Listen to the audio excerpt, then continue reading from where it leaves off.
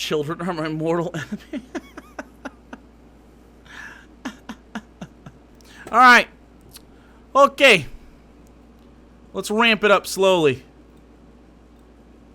And by slowly, I mean let's just jump into Tucker Carlson. There's nothing worse than Tucker Carlson. Like, nothing worse. There's nothing worse than Tucker Carlson. Name a thing that's worse than him. It's not. You're wrong. Alright, so here's Tucker Carlson talking about intrusive reporting by the New York Times. I think Jerf said to watch this. So I'm going to watch this. I don't know what this is necessarily about, but it's probably trash. Because Tucker sucks. One more thing before we go tonight. Since this show began almost 4 years ago, I've really tried not to talk about myself on the air or even use the first person pronoun. The last thing this country needs is more narcissism. It's not very interesting anyway. People who use the word I a lot tend to bore everyone but themselves. But tonight we're going to make an exception to that rule. We don't have much choice. Last week, the New York Times began working on a story about where my family and I live. Okay.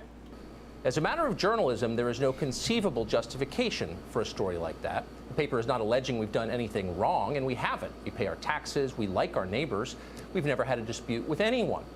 So why is the New York Times doing a story on the location of my family's house? Probably to show your inordinate wealth? That's my suspicion. To show your inordinate wealth. A display of your audacious living circumstances, if you will. Well, you know why. To hurt us. To injure my wife and kids so that I will shut up and stop disagreeing with them. To injure them? I don't know, man. Is he... Wait. Is Tucker gonna say words can be violence?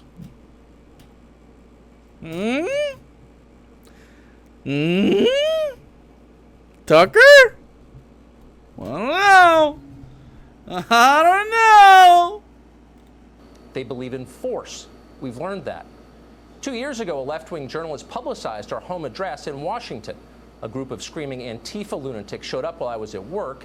They vandalized our home. They threatened my wife. She called 911 while hiding in a closet.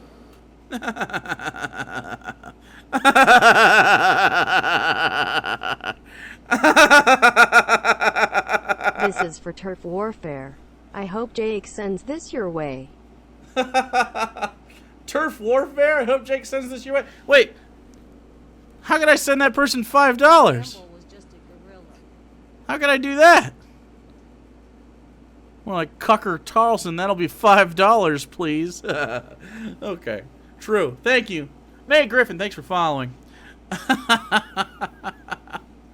might not have been the best way to get $5 there, but thank you. And by the way, this is a lie. This is a lie that he is telling. This is a lie that he is telling, and I don't care. It's funny. A few weeks later, they showed up again at our house. Oh, no. For the next year, they sent letters to our home threatening to kill us. We tried to ignore it. It felt cowardly to sell our home and leave. We'd raised our kids there in the neighborhood, and we loved it. But in the end, that's what we did. We have 4 children. It just wasn't worth it. You have 4 children? I don't want to live in a world where Tucker Carlson has confirmed come 4 times. That's not reasonable.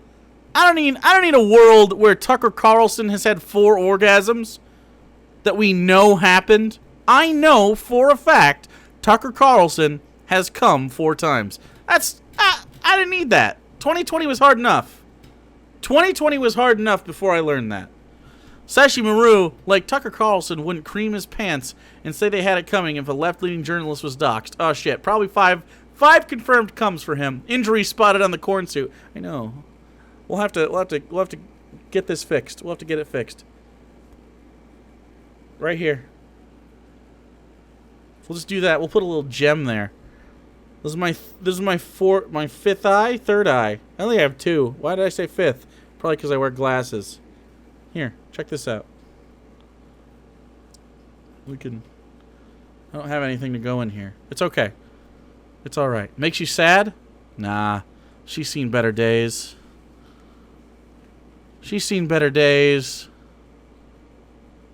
Tell Sarah to fix it. Women can sew, right? True.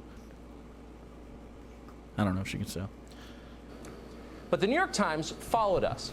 The paper has assigned a political activist called Murray Carpenter to write a story about where we are now. They've hired a photographer called Tristan Spinsky to take pictures. Their story about where we live is slated to run in the paper this week. Editors there know exactly what will happen to my family when it does run. I called them today and I told them, but they didn't care.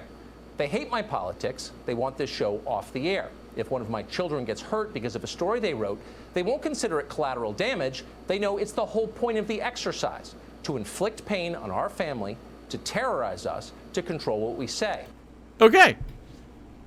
So Tucker Carlson believes that free speech absolutism is bad. He understands that there are boundaries to free speech that one ought not do, because some speech is unethical. Some speech could be even considered, dare I say, violence?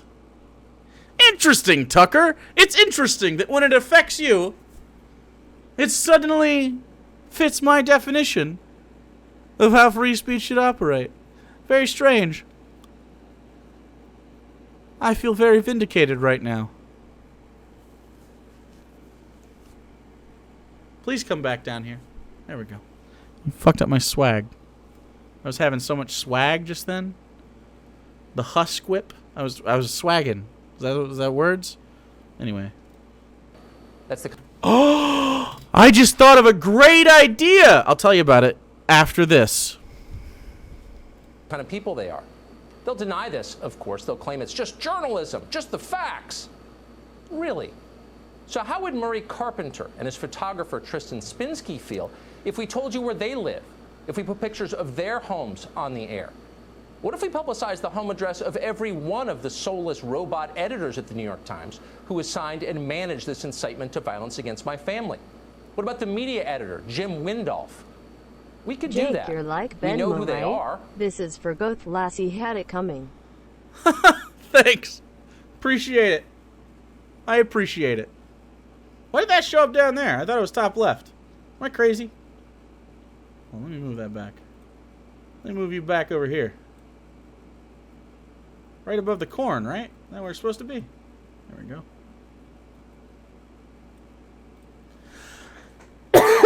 So, Tucker is like, hey, let's dox these fuckers. Okay.